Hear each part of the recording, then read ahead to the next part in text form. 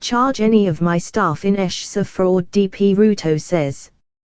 Deputy President William Ruto has now written to the Inspector General of Police Hilary Mutyombai, seeking expedited probe in the 39 billion Kenya shillings arms deal fraud that was committed in his office. Through his Chief of Staff, Ken Osinde, Ruto said any of his staff found culpable should face the law. Any officer in our establishment who will be found culpable should be arraigned in court the soonest possible, Osinde said in the letter dated the 19th of February 2020 addressed to the Inspector General of Police. In the scandal, former Sports Cabinet Secretary Rashid Echesa has been charged alongside 3 individuals for obtaining some 11,500,000 million Kenya shillings from foreign arms dealers, whom they duped that they were in a position to facilitate the award of a 39 billion Kenya shilling military equipment tender.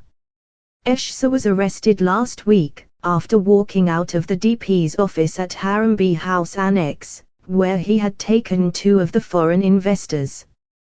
The DP was not in the office at the time, and they are said to have left when they were informed that he was not in. But that was after 28 minutes in his boardroom. Ruto's spokesman David Muganiai issued a statement on Monday saying the DP was not scheduled to work from Annex on the material day, and had no appointment with Echesa.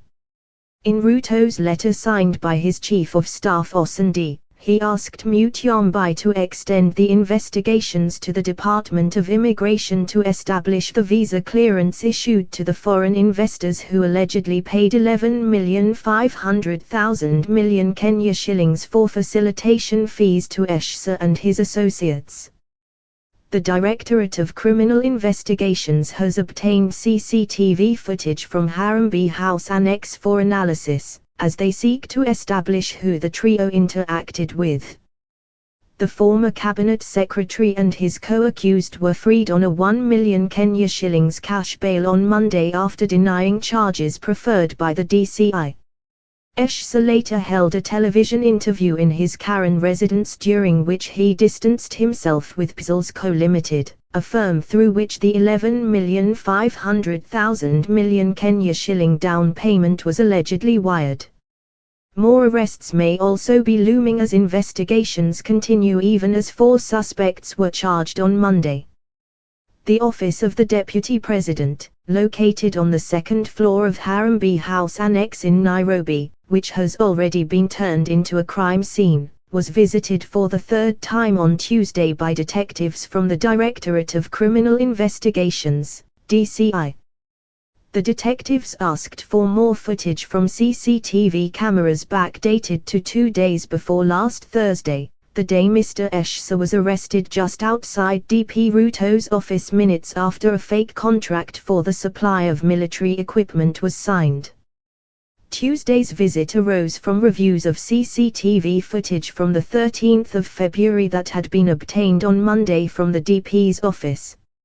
All the employees who were present on that day and who were identified to have come into contact with Mr. Echesa were questioned yesterday. These included security guards, secretaries and orderlies.